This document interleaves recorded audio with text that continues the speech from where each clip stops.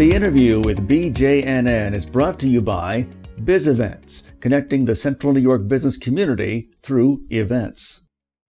I'm Marny Nesher, President of the Business Journal News Network, and I'd like to welcome Melanie Littlejohn, Vice President, New York Jurisdiction for National Grid. National Grid is an international energy company and one of the largest employers and most visible employers in Central New York. With 2,500 full-time employees, National Grid was ranked 13th largest employer in our 2018 Bookalist. Welcome, Melanie. Thank you. Let's start with you. I'd like to know a little bit about you. If you would share, did you grow up here in Central New York, and where did you receive your college education from?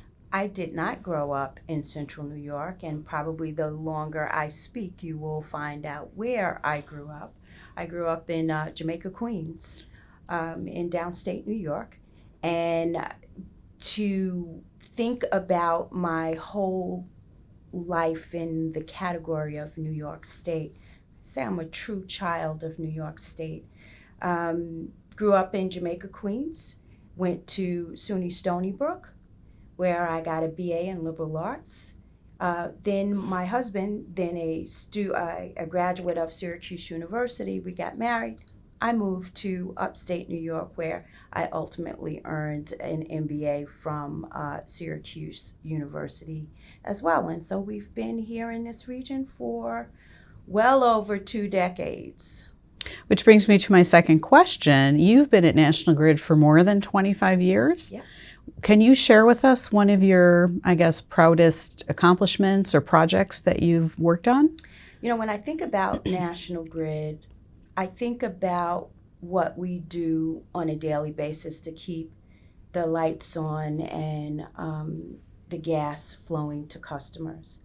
And the most important moments for me is when we're in the middle of an emergency restoration and the focus and rigor that we try to put in place to ensure lights are on and heat is flowing. But one of the most powerful moments for me has been in Sandy. Hurricane Sandy had a tremendous impact on the state of New York, both places in upstate as well as in our downstate New York footprint. And to help customers when they need us the most, that's what makes me get out of bed every day, and to be there when they need us the most. And so Sandy was that pivotal moment for me, where I spent almost 3 months in downstate New York as well, really trying to help customers reacclimate and reclaim their lives. And the power, no pun intended, that gas and electricity or any renewable fuel provides really is that glue to help people living good lives. Now let's talk about your community involvement. You have served on many community boards and continue to do so. How do you prioritize what to serve on and when to say no? I'm not always good at saying no. So for the record, I'm not always good at saying no. That's a skill that I need to work on even more. But I love this community, and it is a privilege to serve. And there are times that I've had to say no. Of course, it's always with a heavy heart that I do it. But, you know, I align to those organizations that really try to drive change and to support parts of our community that need voice. And, you know, and so in that same regard, trying to really focus on those things that matter most to me is how I choose how to align my time. But all of the organizations that I've connected to, they do just that. So we got a lot of great organizations in this town. Yes, you do. And that's why I wanted to know how you say no, but apparently it's very difficult. It's difficult. Yeah. I have said no, but it's not It's not always, common. Yeah, it's not common. Okay. I push the limits. Let's talk about National Grid for a second. Sure.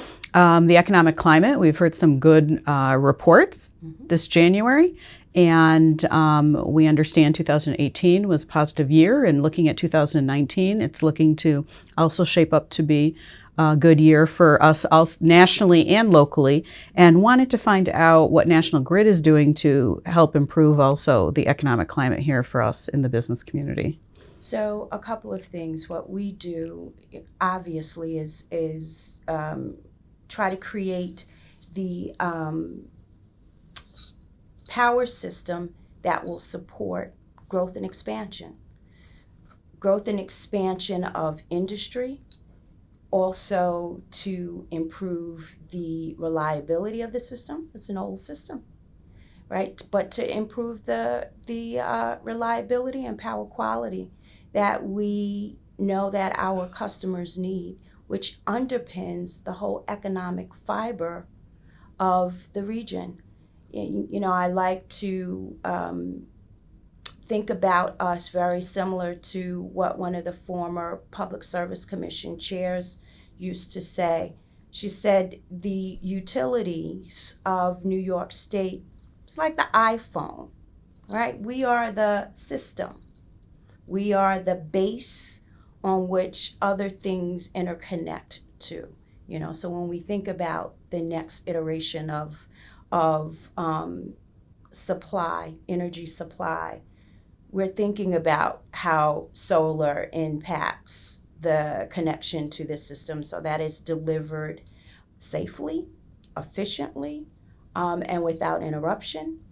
And, you know, as we see other things like wind, biogas,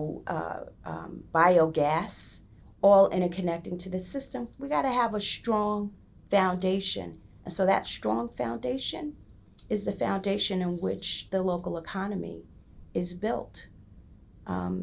Businesses and organizations want clean, reliable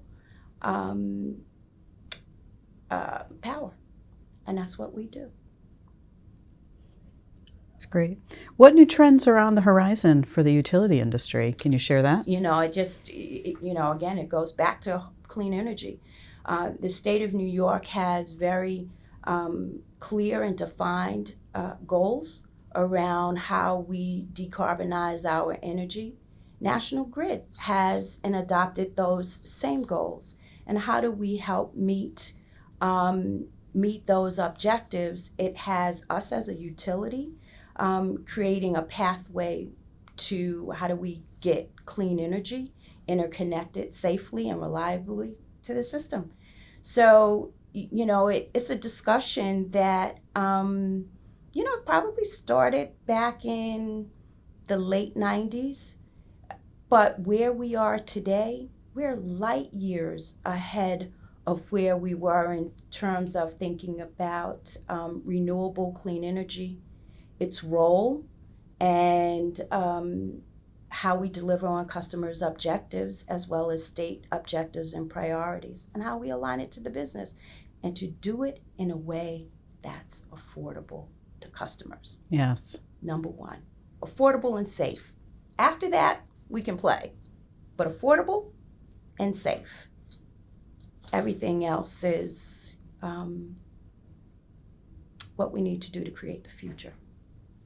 Now, on a personal note, what do you see on the horizon for the Central New York business community? There are so many wonderful emerging industries here as well. Not only our traditional advanced manufacturing business that's making a resurgence, but when we think about technology and innovation, and I see some of the businesses, whether it's unmanned aerial systems to different uses of technology, and of course our standard education and medical fields here, all cutting edge technologies that we see happening right in our backyard. Small businesses that are creating and thinking about where the gaps are in the market. We're doing some pretty exciting things, and it's a great time to be here. Agreed. Thank you. Thank you. And thank you to Melanie for joining us. And this actually ends our second series for the interview with BJNN. Please join us. Stay tuned. Keep an eye on our website, cnybj.com, for updates for the third series coming out. Thank you.